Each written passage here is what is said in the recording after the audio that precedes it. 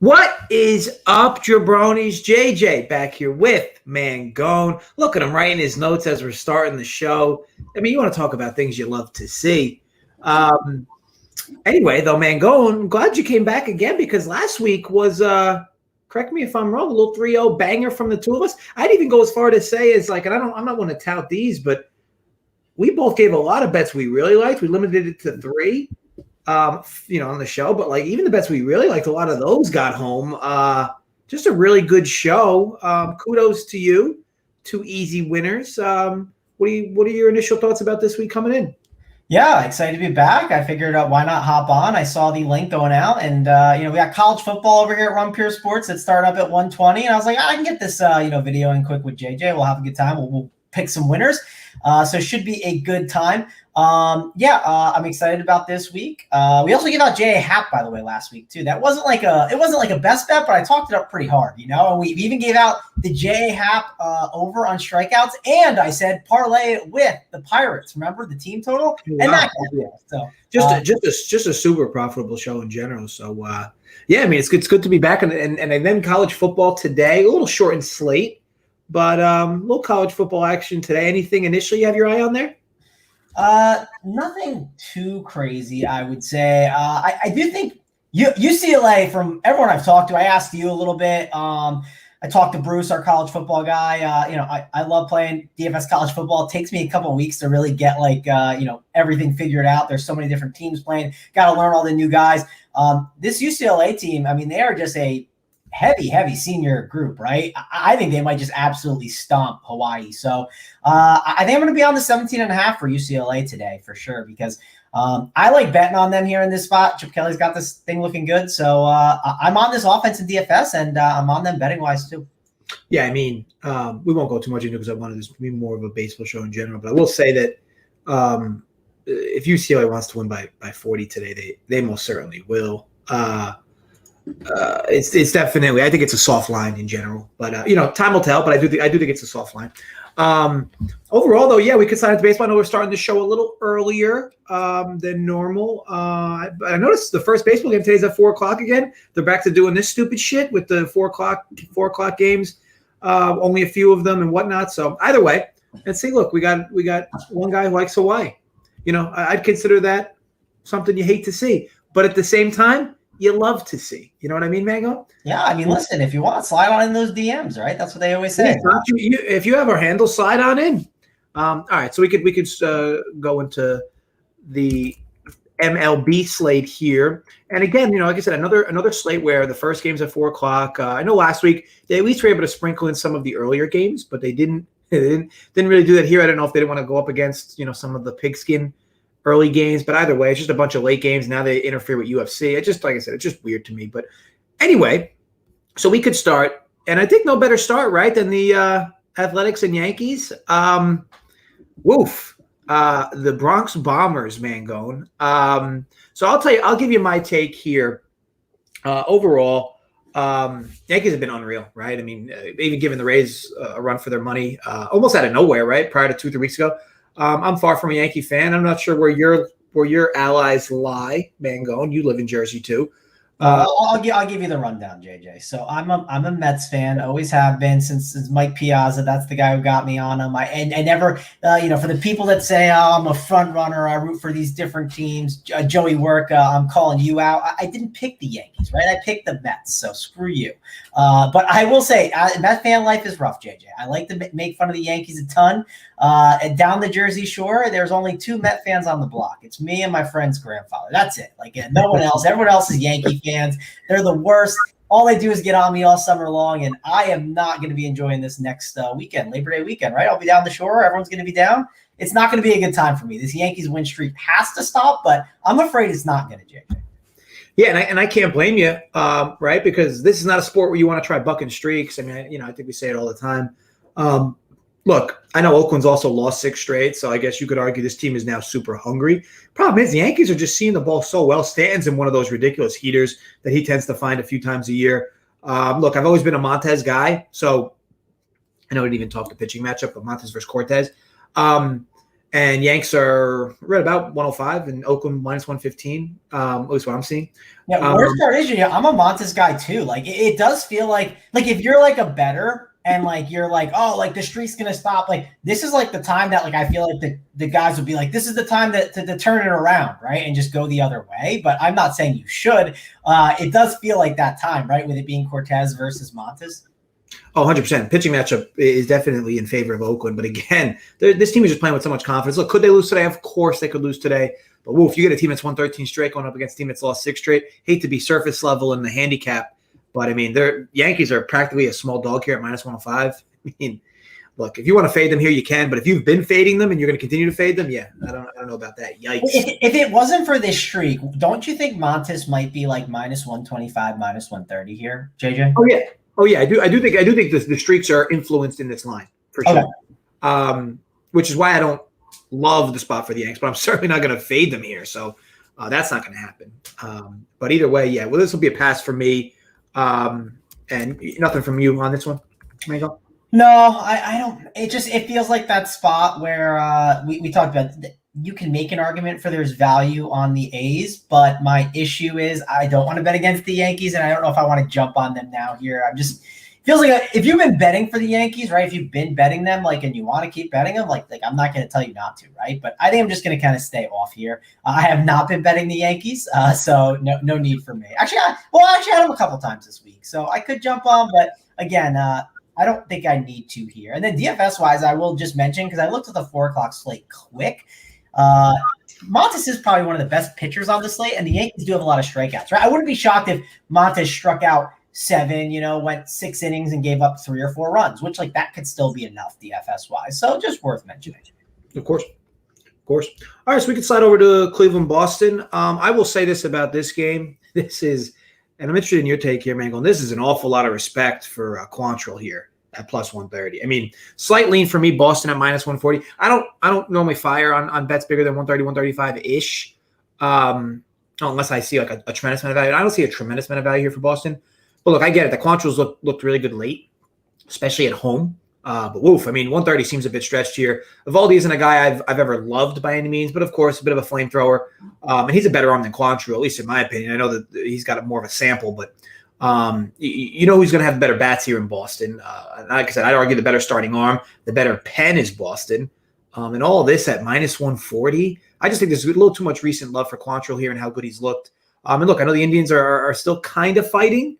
So again, this is still a bit in the middle of my spectrum as far as where I find favorable and not at 140. Like for instance, if this was 130, it's an auto fire for Boston. But to me, I'm much closer to Boston money line than Cleveland. What do you think, Mingo? Yeah, I would agree. I'd probably be closer to the Boston money line than the Cleveland side. Quantrill has been good. Evaldi's had some issues, I'd say, over the past month or so. Like some of his numbers have dipped, but I mean, Evaldi is not a bad pitcher. Again, like when you we're not saying he's an ace, right? But he's pretty serviceable. And this Indians team, they're very righty heavy. And I think that you can kind of get after these guys. If they bring some of those lefties in there on that Indian side and get a little more lefty heavy, this could be a bit of a rougher lineup. Also worth mentioning, I want to see what the Red Sox lineup looks like because I know they're dealing with the Kike Hernandez COVID thing. I know JD didn't play yesterday. I don't know if that was COVID related or not. They took forever to bring their lineup out. I think it came out literally like 7 minutes before the game. I think it's a 7:10 game. Lineup came out at like maybe 7:02, 7:03. And then lock was 7:05 for DFS. And then at 7:01, we found out the Phillies had a COVID contract tracing. It was an absolutely nuts situation. It felt like NBA lock going on. But ultimately, I'm with you. I lean the Red Sox side. I would want to dig in a little bit before I bet it. I would want to dig in and just make sure that like there's no other COVID issues with Kike and just I don't know what happened with JD yesterday. It could have easily just been a rest day for him. And a lot of that makes sense in regards to players that could be sitting or not. And I think it impacts the total too. We didn't really touch much on it. So total of 9, even 9.5. Like first of all, 9.5, which it was what this total was. It's a monster total for this ballpark in Cleveland. Now it down to 9. It's still I guess decent. Look, if you're going to bet this, I'd probably prefer if you like the under. Believe it or not, I'd probably prefer you bet first 5 under the number. It'll be basically 4.5 at heavy vig or 5 at decent vig. Or right down the middle.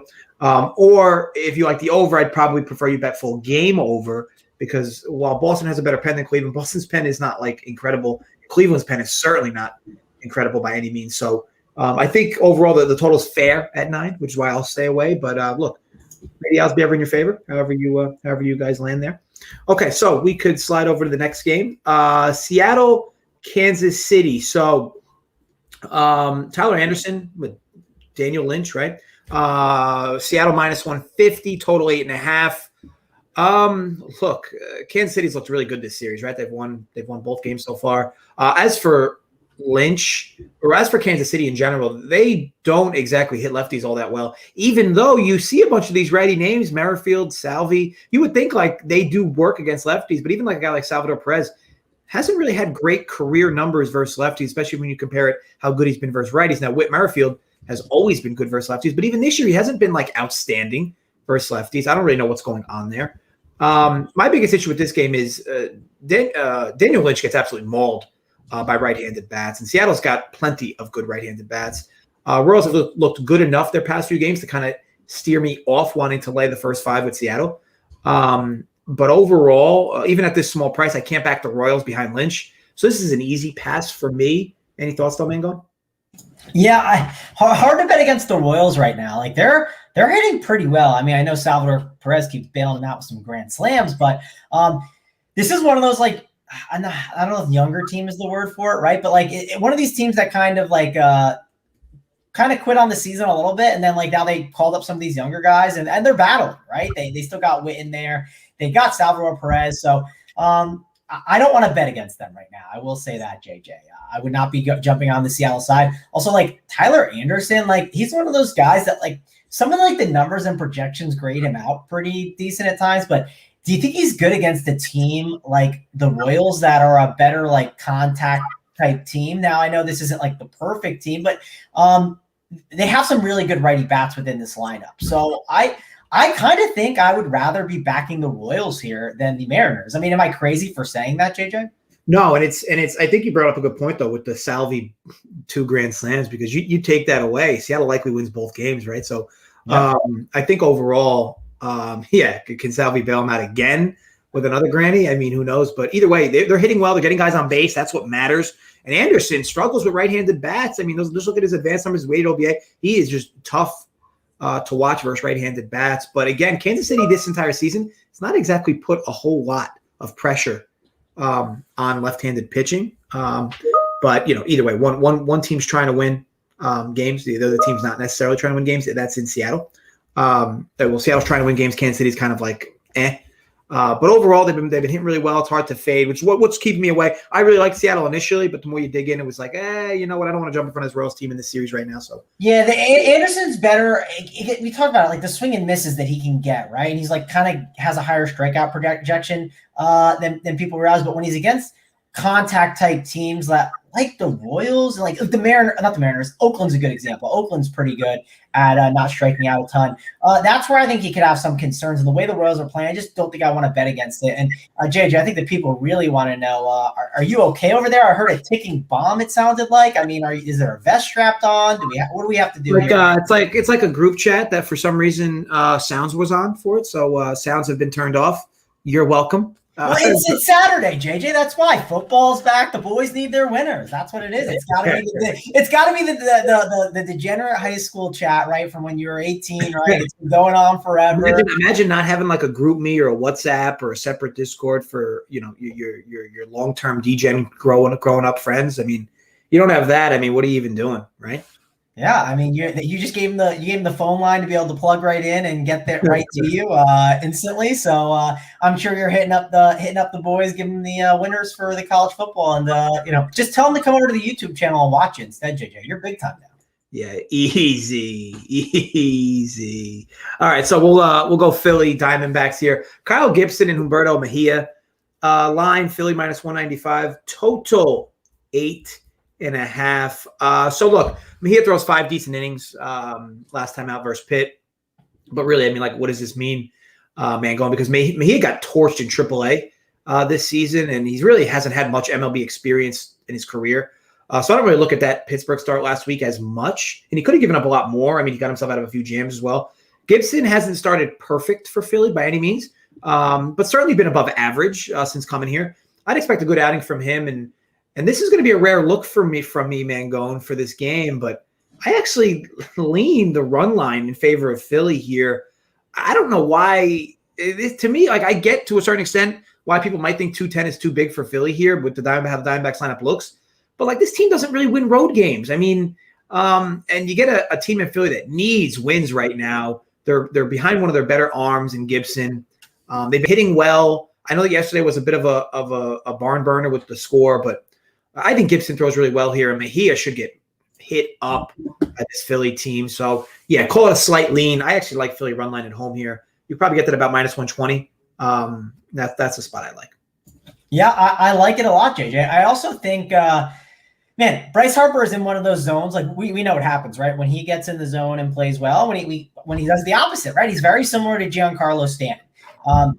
DFS wise, like, playing Harper as a one-off is a great idea. And I also think, like, you could bet the home run if you want. I will say the Arizona is playing a little scared though. Like they are walking him a bit. So I don't know if you have like those other ones where it's like the the hits runs, over 1.5 or 2.5, whatever, all those weird bets, right, JJ? I wouldn't mind betting that on Harper because I think he's just going to keep making great contact. I think he's going to, keep getting on base, and I think he's going to do well. So, I'm with you. I am on the Philly side. I think they get the job done. I think Arizona has played better as of late, and I think a lot of the public has kind of jumped on that, and I think that they got to realize that, no, that line's wrong, and Philadelphia is playing a little bit better. Now, I know their bullpen is really, really bad, and that can be one of the concerns, but what is Kyle Gibson, JJ? He's like an innings eater, right? No matter what, he's going to go out there and pitch probably 5 or 6. Like they have him so he can eat up innings so they don't have to go to that bullpen. So, and Kyle Gibson can pitch some really good games. I'm not afraid of this Arizona team. I'm totally with you, JJ. I think this is a good bet going the run line here with the Philadelphia Phillies. Great. Yeah, and I will be clear, not my best bet because I have a best bet coming up in this next vid game, but overall, yeah, I like the spot for Philly. If you were looking for a spot that I like, and Mangone's on par too, so hopefully that works out for us. Okay, so next game, Miami, Cincinnati, Alcantara versus Gutierrez. Looks like Miami -105 since he's the favorite, slight favorite, -115, total 7.5. Now, it's going to be one of my best bets. Full game, over 7.5 runs. Got that -110 at DraftKings. Now, I know this is not exactly an ideal spot. I know this will be kind of like going against the grain here, more than likely. I'm interested in your take, Mangone. But these two matched up on Sunday in Cincy. 3-1 game. Alcantara only gave up a few homers, and I think Gutierrez gave up a homer. The 4 runs collectively might have all been home runs, actually, now that I think about it. But either way, not a whole lot of actions or action sticks-wise in that one. But this line here at 7.5 is a bit of an overreaction coming down to Miami. Gutierrez is good stuff, but he also has a tremendous amount of red flags, very high left on base percentage, very high walk percentage, below average K numbers. He gets eaten up by right-handed bats, which is what the Marlins do have plenty of.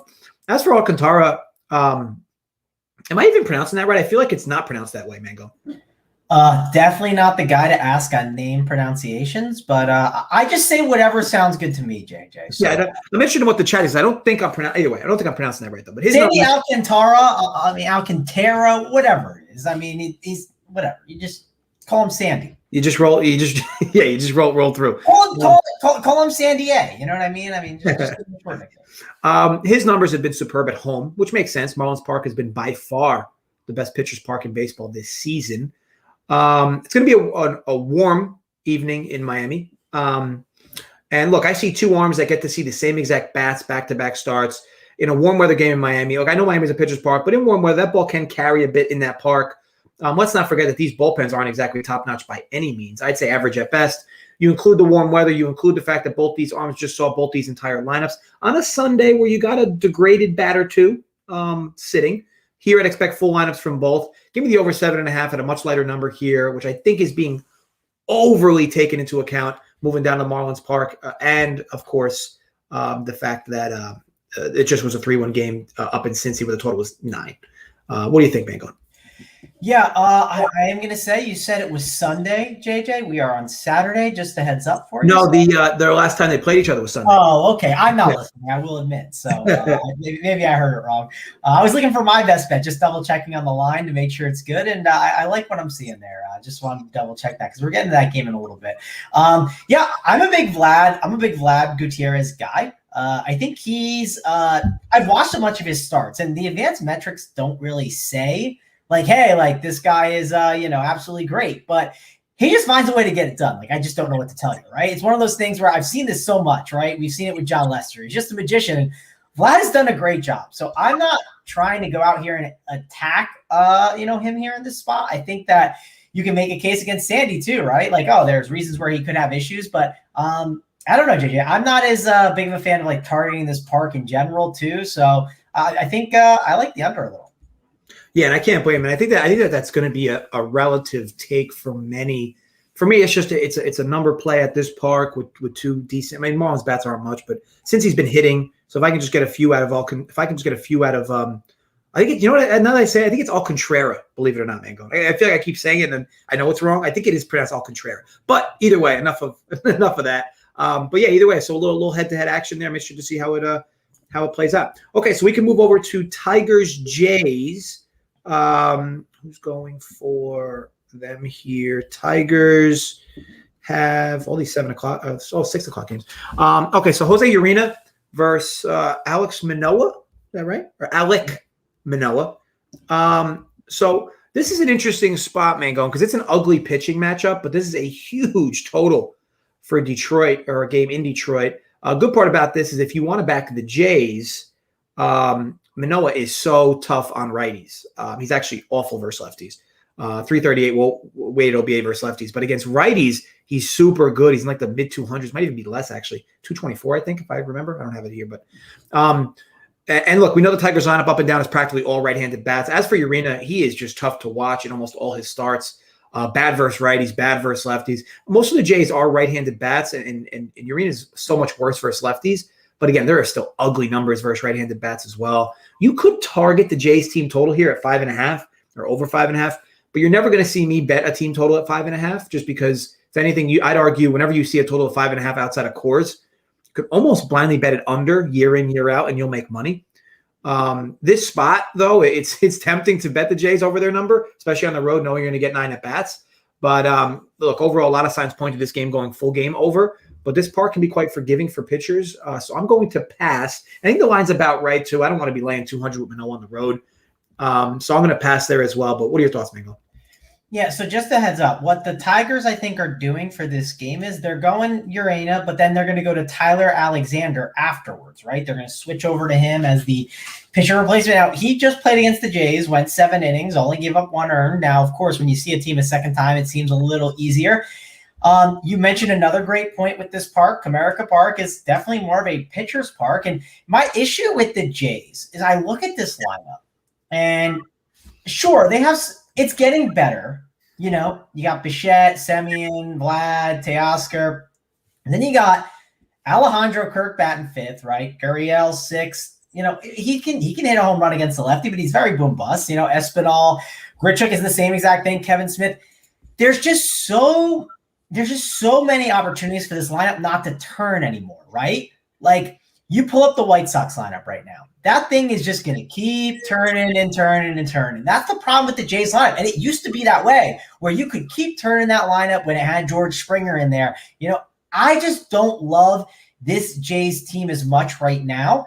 I understand that this is 2 guys to attack. One thing I worry about is, why are you pitching Jose Urena to start the game? Why not just pitch Alexander? I mean, come on. I agree. I don't know why you would open with a pitcher that's worse. Like, the whole point of an opener is you get a guy that has good numbers, that can throw 1 inning. So you take your worst pitcher and throw him in, the order and the first time he's seeing them through the top of the order in the 3rd, 4th inning, whatever. It doesn't make much sense to me, which I think actually makes it even better for the Jays to score early. Yes. So why don't we bet like first? Where isn't there like I don't bet these, right? But I'm thinking of ways to attack the first 3 innings. You can bet you can lay a half run first 3 innings. The problem is that that's something like, I know BetGM, I think will let you do it. Lay a half run first 3 innings, like a run line first 3 innings bet. Yeah, you could do like over on the first inning too if you wanted, right? I mean, I guess. Oh yeah, you could say, will there be a run on the first for sure? You can bet that. Now, with a total like this at 9, you're probably going to pay like about $1.35, $1.40. But I don't mind that at all either. To me, my issue with first inning bets is they're super high variance. Yeah, you could literally get 3 hits and no runs, or you could get 1 hit total and 1 run because it's a home run. It's probably the better way to attack it. Just bet like Vlad to hit a home run or something. Like, I mean, Urena and Vlad, like that is a recipe for disaster, right? A guy that can't strike anyone out, right? And then when hard contact is hit, he absolutely crushes the ball, and he's better against righties. It just makes zero sense to do that. So, I actually, I know we just talked about all these different overs with Urena going there, but I actually kind of lean the under on the game, right? Because I don't think that Alexander, putting him in there, is going to obviously help out.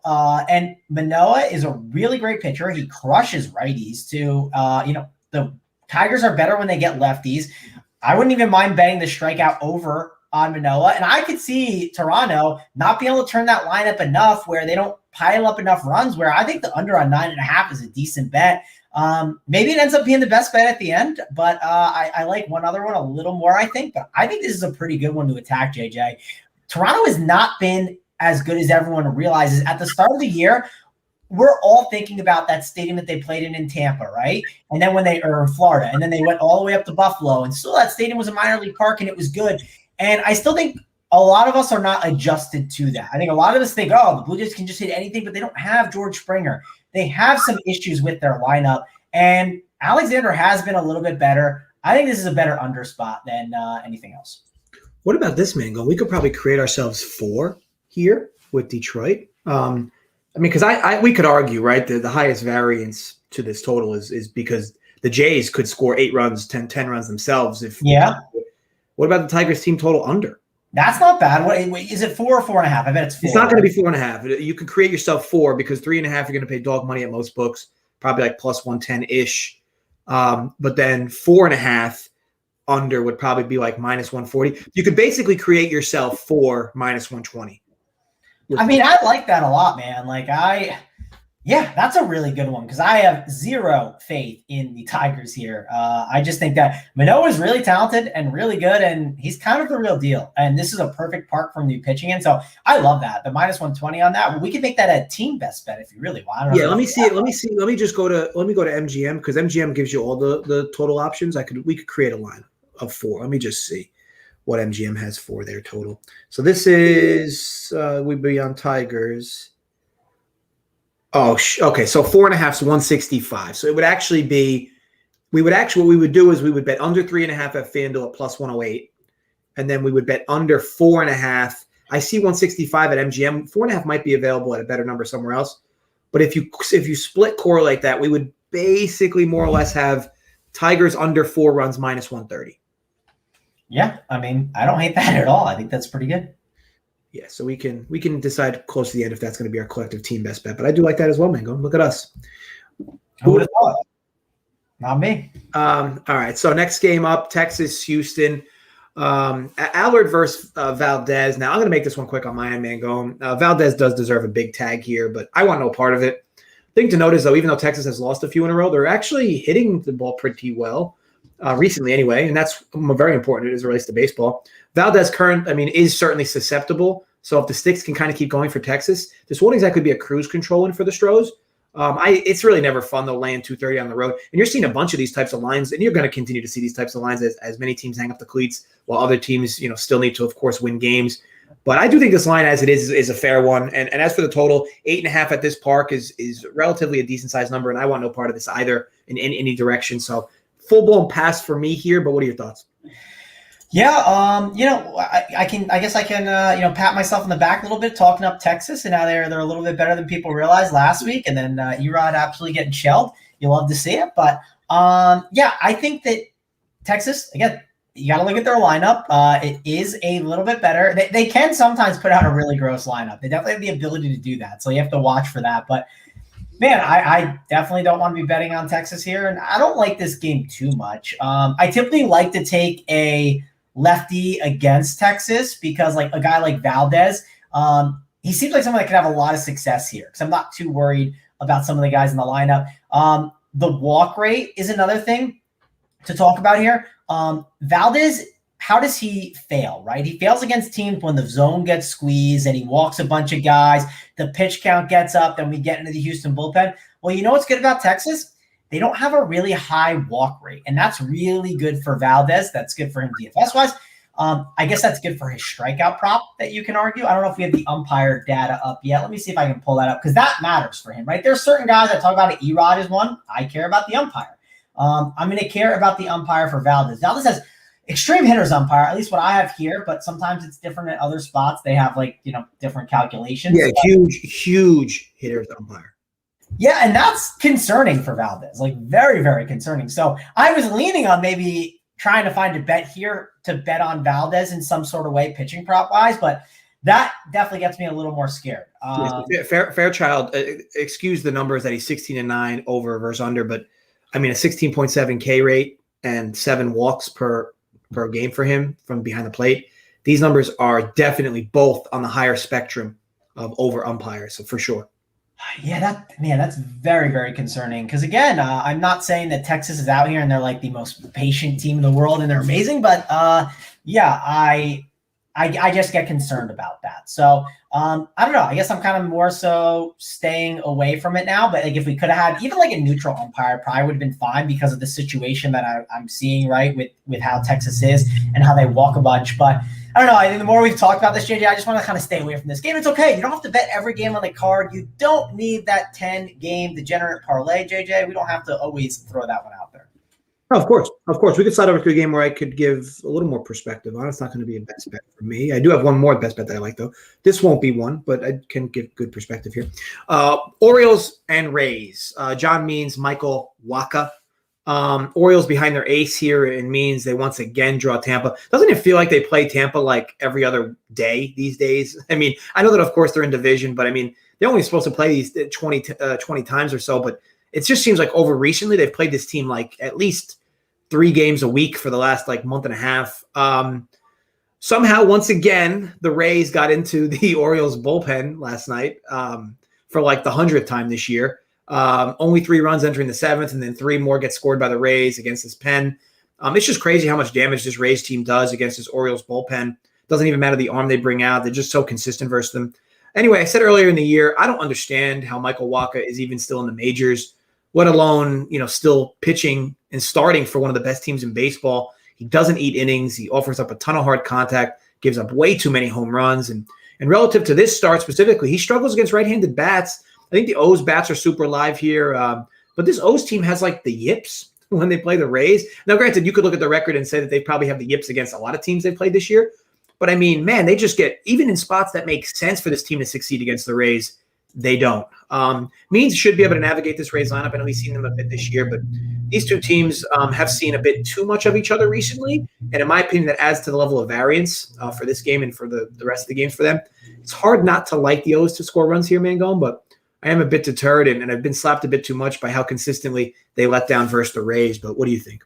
Yeah, I'm asking this question. I already tried to correct you once, and I was wrong. I'm not saying that you are wrong here because I actually don't know. I'm seeing conflicting reports. Is it Patino or is it Wacha or is it both? Right? Because I'm seeing a mix of it.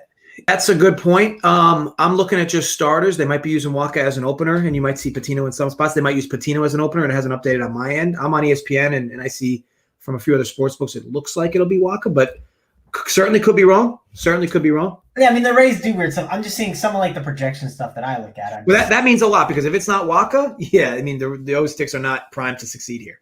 Yeah, I mean, I wish I just knew the answer. I don't feel confident in obviously I think all the different sources I'm looking at are reliable. So I'm like, well, which one's obviously wrong? I just don't know which one. So I'm trying to figure that out. And I do think if it's Wacha or Wacha, I think you brought up great points. Wacha is not good. He struggles. I know you love to pound that Orioles team total, JJ. So everyone watching the videos saw this one coming. Let's definitely go. I think it's a good bet. If you want to bet it, go ahead, but make sure it's Wacha, right? I think that matters. But worth mentioning, Patino's not amazing, right? Now, is he someone that, if you told me a year from now and you ran back the tape, I wouldn't say he's not amazing. He's just a young kid trying to figure it out, And that's one thing that's worth mentioning with him here in the spot. He struggles against lefties more than righties right now. When I'm pulling up the numbers in the last 30 days, huge walks. Orioles aren't really a patient team. That's why they suck. And that, the walk rate is not going to be an issue for him a bit. He does get the strikeouts, but ultimately I think that you want Wacha in there. That would be ideal. And honestly, if it's Wacha and Patino, I mean, that still wouldn't be bad for the Orioles. So I think it's not a bad bet on your part with the Baltimore side. For me, it's got to be the team total, right? For me, it's got to be Wacha, though. Wacha has some severe platoon splits or reverse platoon splits, if you will, against right-handed bats. Patino's much better versus right-handed bat. It has to be Wacha starting this game, and not an idea that he's going to be an opener of sorts either. If I'm going to back the O's team total here, but as of now, I'll lay down. But the O's have let me down, specifically, really, mainly against the Rays, though. I mean, I don't know what my records are back in the O's, but their team total, like not versus the Rays, it's got to be like hitting at like 80% or so. Everything else against the Rays, it's probably like 20%. So it evens out, I guess. But the sample's much bigger in the other direction. But I've been wrist slapped too many times with the O's versus the Rays. Yeah, I will say I'm not saying that this is the time to back the O's, but if there was a time, right, John Means is like if you had to pick an Orioles pitcher, right, like that was pitching for your life, like the Orioles are going to be done as a franchise, they need to pitch one pitcher, like throwing John Means out there might be the guy. Like, I think, is he their best pitcher right now? Maybe it's Matt Harvey, the Dark Knight, but he couldn't save the season. Easy with the Matt Harvey being their best pitcher. Who is? I mean, I'm dead serious, JJ. Who is the best pitcher on the Orioles? It's gotta be Means. And Means isn't great right now these days anyway. Yeah. Especially she came back from injury. But yeah, I mean, Harvey's oof. Yeah, I had a few good starts, but yeah, I mean, ever since his Dark Knight days, and ever since he started talking about how he wanted to live the Derek Jeter lifestyle in New York, it's just been super south for the guy. Actually, I've been down on him from the start, JJ. Never liked Matt Harvey as a Mets fan. Everyone made fun of me, and I was like, no, this guy, he does not want to be here. I don't want guys that don't want me. You know what I mean? He wants to be somewhere else. He's a clown. His head's not in the right place. I was always down on Matt Harvey. Well, timing's everything, though, right? Because who knows where he'd be right now today if the Mets manager in that Game 5 of the World Series pulled him in the 8th versus leaving him out there, and they win that game, win the World Series instead. Yikes, not so much. But anyway, so Joey Work says grow some balls, Orioles first 5 money line. I mean, yeah. Well, here's the thing. Joey Work is probably one of the most passionate Yankee fans I've ever seen before. And he loves nothing more than trashing the Rays. So yeah. I can't blame him for wanting that bet. And look, I will say we did talk about how like it's not a bad idea. Like I'm not saying I'm definitely not the guy to be like, hey, like this 20-game losing streak team, let's jump on them. But like, if there was a time, this isn't the worst time, right? Like it's not a bad time to put the balls on the table here. I agree. All right, so I'll move on to this next game, and I have very little input here. Pirates Cardinals. It's a complete pass for me. Brault is plus 165 versus Wainwright, who's minus 180. Total 8.5. Look, I like Brault. I don't think he's as bad as maybe his surface looks, but Wainwright has been a tough guy to fade this year. I also really want no part of backing the Pirates any longer to win games. I will still continue to sprinkle on their bats at time to time. If you remember, though, I've backed the Pirates quite a bit in their bats this season. And they've actually haven't done me too dirty this year. In most circumstances, I'd like to back the Pirates' first 5 run line here, but I've been stung a bit too much by them. And Wainwright, collectively this year, I mean, this dude is throwing like 88-mile-an-hour cheese and 75-mile-an-hour curveballs. His location's been incredible. The fact that he's able to get outs. And overall, I'm going to pass on both sides. The total's a fair number at 8.5 for me in Pittsburgh here, PNC. So I'm just going to pass. But what do you think, Mango? Yeah, I mean, I don't live in the St. Louis area, JJ, but if I did, I believe I would see billboards of Adam Wainwright for Cy Young. I mean, this guy has just been unbelievable, right? I mean, it's unreal. It's incredible what's been going on with him. Now, I want to mention, I don't know if you know this, JJ. We got the old third game against the Pirates over like maybe the last 4, right? But Jay Happ didn't care about that last night. He still went out there after playing 2 games in a row basically against them, or 2 out of 3, and went there and dealt pretty decently for Jay Happ. So I think Wainwright gets the job done again. What about – so I'm seeing this – I almost like fell out of my chair when I saw the number. Adam Wainwright, his strikeout prop is 5.5, and you can get positive money, plus 120. That doesn't seem bad for Adam Wainwright. I know it's the 3rd time seeing this team, and the Pirates aren't a strikeout heavy team, but you can get some like with one guy changing in the lineup out of nowhere. could really change up like this strikeout number on this full team. So I don't know. What do you think, JJ? It feels like I'm going to get Adam Wainwright at 5.5 strikeouts plus 120. It feels like a pretty good bet. Yeah, let me see who you have behind the plate there. Yeah, I saw hitters on, but maybe you'll have a different. I mean, again, when it's the difference between hitters and pitchers and neutral. I'd consider him more neutral. The strikeouts are above average. Walks are also above average, which is rare. So I'd consider him about neutral.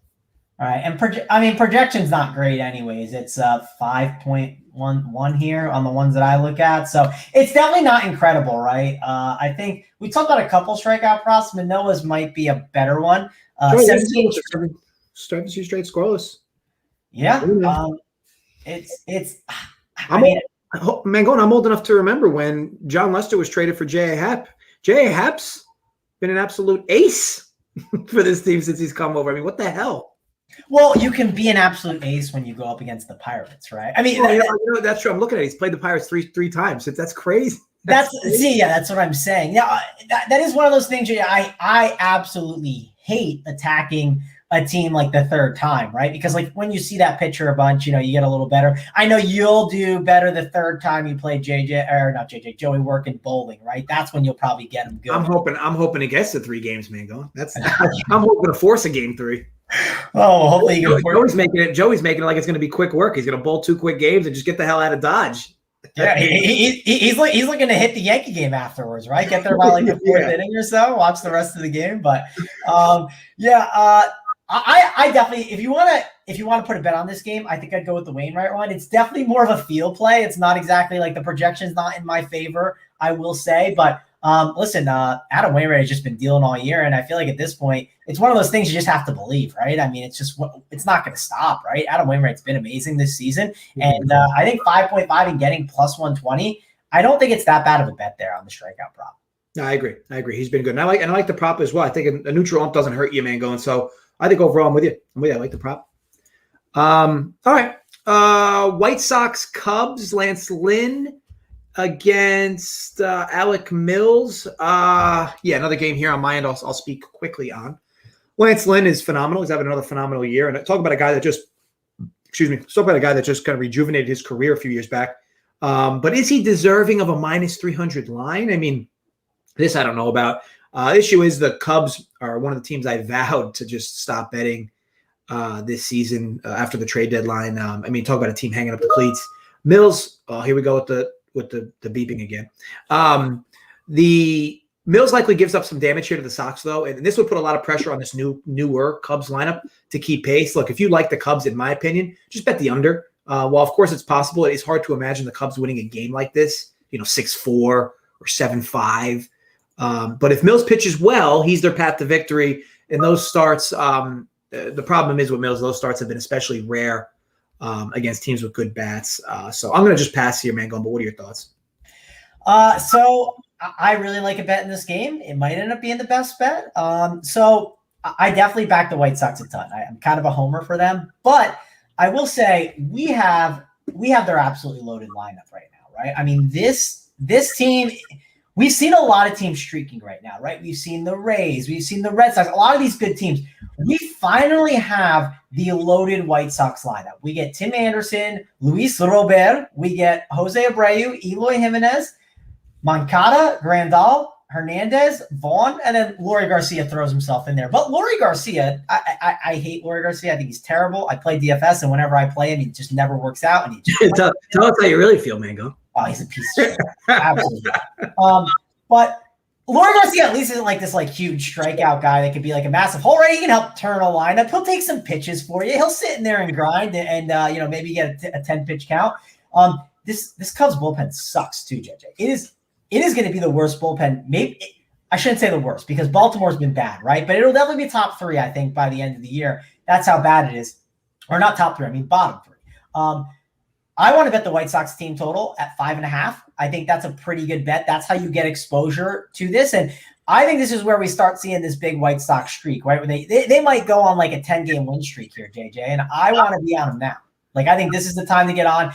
If this game was a week from now, I think this team total would be at 6. I think it would just be higher. I think it'd be overinflated. And I think that I want to be on this total right now. We got 5.5 minus 115 over on FanDuel. I'm sure you could shop around and find a little bit better vig here and there. Maybe you'll find worse. Maybe you'll find a minus 120. Maybe you'll find a minus 105. But I really like this bet. I think the White Sox get the job done here. And I wouldn't bet the 8.5. Not that I don't think the White Sox can clear that by themselves, because I think they could. But we know we have Lance Lynn on the other now, and we got the Cubs on the other side. I know the Cubs just hit the ball pretty well, but Lance Lynn can definitely tear a team apart. Mangone, I don't flirt with parlays myself with this sport, but I mean, woof, White Sox, Phillies. Two-teamer is the guy in your group chat, Ray over there, he's thinking that two-teamer is a pretty good one. Phillies money line and White Sox money line. That's something he'd be looking at. I mean, woof, that is appetizing, because I mean, we really like the Phillies today, and it is hard to envision the White Sox bats going quiet today specifically. We won't add that as a play, but that is a juice. And I'll be honest, I don't say this often about those types of bets in this sport, but yikes, that is a juicy spot. All right, so next game up, Twins, Brewers. So Twins Brewers minus 150, Twins plus 140, total 10. Charlie Burns and up against Adrian Hauser. Look, I mean, Chuck effing Burns. The sample size has been tough to watch grow for Mr. Burns with each start. He's all right versus lefties, but for a left-hander, that's somewhat common. I'd actually argue it's actually bad that he's all right versus lefties instead of really good. Against righties, though, it's quite wild, man. Going OPS of over 1, weighted OBA over 400. Brewers have quite a few potent right-handed bats. That are likely to cause Barnes some trouble. The issue I have is that Hauser really isn't all that either. Hauser doesn't strike anyone out. He walks way too many guys. I lean the over at 10, but as I often say with certain parks, target field, 10 here is just a massive number. Over the course of a season, if you just bet under 10 when you see it at this park or 10.5, you're likely not going to lose money year in, year out. Hauser being minus 150 on the road just also is tough to stomach, but you can kind of see why with how bad Barnes has been. I'm going to pass, but call it a very small lean over 10. But I really don't love that because, again, park dimensions-wise, it's a big number here. Yeah, the one thing it does help is the Brewers bats, because you get a lefty, and I don't know how long Charlie Barnes will be out there. I mean, but then if you get the Twins bullpen, it's like Yahtzee. So these righty bats against that lefty, and where you get a park where that left field fence is a little bit easier for some of the righty power guys, right? Like Avisel Garcia, if Adames is in there, it'll help a guy like a Manny Pena who could be in the lineup. Lorenzo Cain, this isn't the best Brewers lineup they've had. They're definitely dealing with some injuries. But I do think that the Brewers are not in a bad spot, right? I'm not saying that I want to bet that over, but I definitely don't mind them there. And also worth mentioning, the Twins, Byron Buxton is back too, right? So that's going to help that lineup a little bit. It helps make it be a little stronger. I just hate betting against the Brewers and them kind of getting into their bullpen, because what bullpen am I getting, right? If you tell me I'm getting some of the bad guys in the Brewers bullpen, I'm in. But I can't confirm that I'll get that, and then that can cause some problems, I think. And that's why I kind of lean staying away from this handicap, but I'm just kind of giving the thoughts and the thought process on it, because it's just when you get into that really good Brewers bullpen, it can just be a problem, JJ. I couldn't agree more. And I think that's why there's a little bit of added volatility to the total in both directions. That's why I do think, even though 10 is a big number for this park, I actually do still lean it over, just because I don't trust these arms, and I don't trust bullpens here. And you get Buxton back for the Twins, so but overall, it'll be a pass from both of us. Next game up, Mets Nats. Marcus Stroman versus Sean Nolan. Sean Nolan, the sample's small, but it's not great by any means. Stroman continues to somehow keep his ERA under 3. I can't stress this enough, and I say it on every show, that I feel like Stroman is somehow always involved in these weekend starts. I'm just not a Stroman guy. When he doesn't get ground balls, it's just tough to watch him pitch.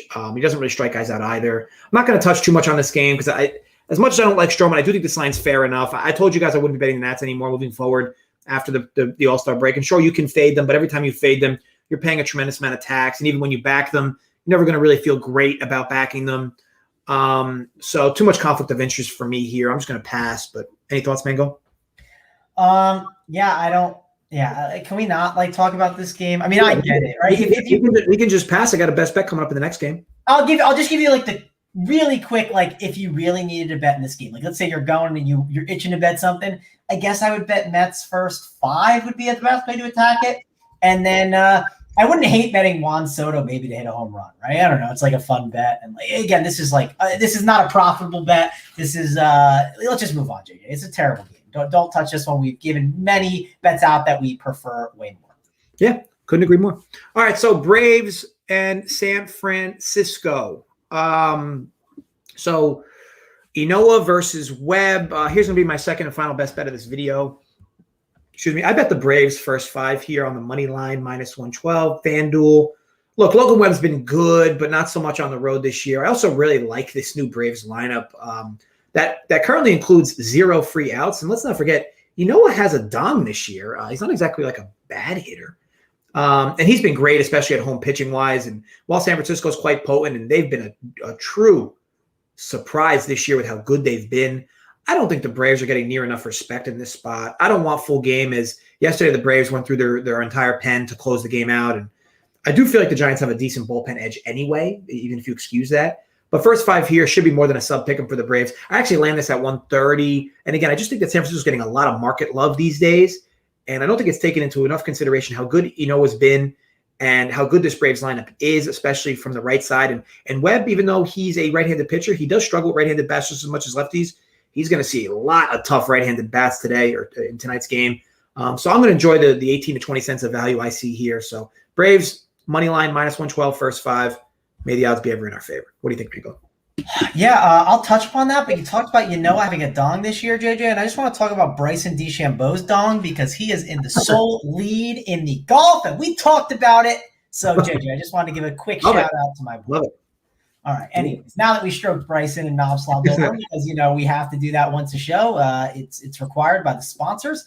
I will say Logan Webb has been really good as of late, and JJ, he's been really good at getting those ground balls. I'm not saying I want to bet against the Braves by any means, but I don't know what to do with this. I don't know what to do with this game because I was like giving my first DFS look before I go to bed. I scroll through the pictures, I look at a couple things just to get a read of it. You know what I mean? Get an idea. And man, like I was like, could I play Logan Webb today? I mean, is it that crazy? I mean, it feels crazy because of what the Braves are. But he is good at getting the ground balls and get through innings and getting that quality start. I kind of like the under in the first 5 a little, but I'll admit I don't have the strongest read on it. But the one thing I do know is don't be shocked if Logan Webb goes out there and pitches a pretty decent game against this Braves team. I know the Braves are really good, but Logan Webb has been awesome at getting the ground balls, and I think he could easily find his way to get through this Braves lineup. Yeah, I can't totally disagree. I mean, this has been more or less a cap based on Logan Webb's road performances this year. And Inoa, like people forget, like this dude was getting a lot of market respect before his injury. He comes back and it just doesn't seem like he's getting as much respect in his recent starts, but he's still just as good and he's been filthy at home. He's been great. So overall, I like the spot. And as for the under, because I know John Doe here said looks like under's the pick. I will tell you this, and as I basically talked a lot about parks and numbers, this total at 8.5 for Atlanta's stadium in what they call it, Truist Park or whatever. It's warm in Atlanta. The ball carries in Atlanta. I don't care who's pitching. A number of 8.5 in this park is a low number. So, like I said, it doesn't just because we're talking about pitchers throwing well here. This park is much more of a hitter's park, especially in warm weather. I don't mind the under with the 2 good arms, but again, this is a park built for hitting, especially in warm weather, and there's definitely going to be warm weather today, humid in Atlanta, so just some food for thought. Okay. Yeah, and the Giants, right, they're like the best home run team in the league, too, and you get that Atlanta bullpen, if it does come in, woof, I mean, it can get ugly quick for sure. Yeah, no, I couldn't agree more. All right, so let's slide over to Angels-Padres, second to last game. What do we got here? We have a battle of 2 Giants, Ryan Weathers and Jose Suarez, woof. Yeah, total 10, San Diego -120. Look, Jose Suarez is a guy I look at, and I honestly don't think he's a bad arm at all. I know that like the eye test isn't exactly excellent with him, and surface level stuff isn't excellent, but he's got an excellent low line drive rate, above average K rate, above average ground ball rate.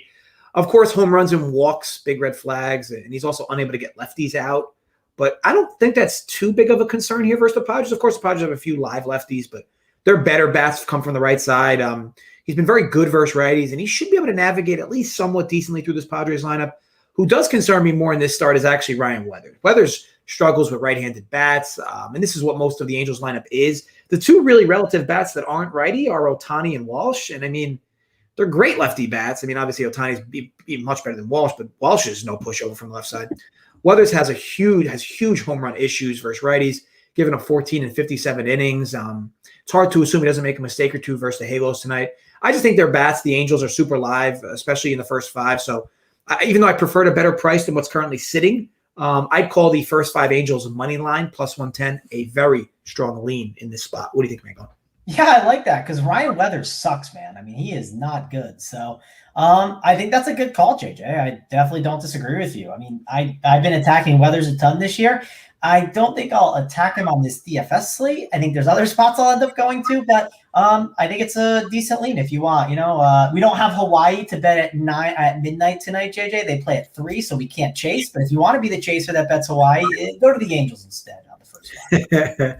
Yeah, I certainly cannot disagree. All right, what do we at? Last but not least, Dodgers. What are we? Dodgers, Rockies, David Price, John Gray. Dodgers minus 260, Rockies plus 220. All right, so the nightcap here, right? Two pitchers that I don't like nearly as much as most people do or don't, whatever. I just don't. I think David Price, not that people respect either of these pitchers a lot, but whatever you consider the median level of respect is for both these pitchers, I'm definitely below what that is. The issue I have here is a total of 9 in LA is quite a big number for the Dodgers ballpark. 8.5 would have been a solid look over, but at 9, I really can't jump in. I don't love the Rockies bullpen. I'm certainly not in love with the Dodgers bullpen. I think the Dodgers bullpen's good, but it's not like a top 5 pen. Rockies have enough righty sticks to cause Price some issues, and Price walks too many guys. But I don't love the Dodgers or Rockies in the spot at these current numbers. And the Rockies have been super difficult to trust on the road this year. So the line's probably warranted, but I'm just going to pass on this one entirely. Mango, what do you think? Yeah, kind of with you. I mean, Gray has definitely had his struggles more so the last 30 days against righties. And it's a good, obviously, righty lineup. I mean, this lineup's absolutely stupid and loaded. So, if you really want it, and I'm not saying you can, JJ, but if you wanted to add to that 3-teamer that we were talking about, that 2-teamer, the Phillies one, right? You're like, I know we talked that up before. I know you said you never do it, but like, we could add a third team. I know.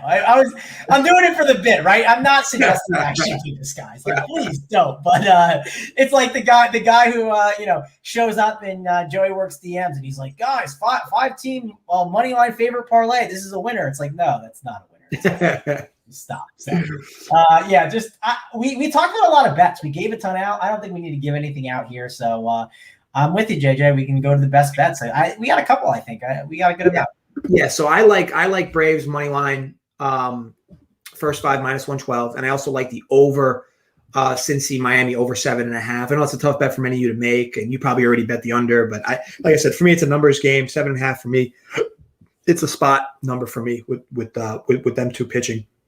Mango, what do you consider your best bets? And maybe we'll agree on a collective best bet between us. So my best bet's gonna be White Sox 5.5 team total, -1. Let me see what I have here for FanDuel. -115. So we can put that one in there. I gave the strikeout prop last week, right? I'm going to give another strikeout prop. I'm going back and forth on which one it should be, just kind of like last week, right? So I'll still give both. If you want to bet both, go for it. But we got to pick one as the best bet.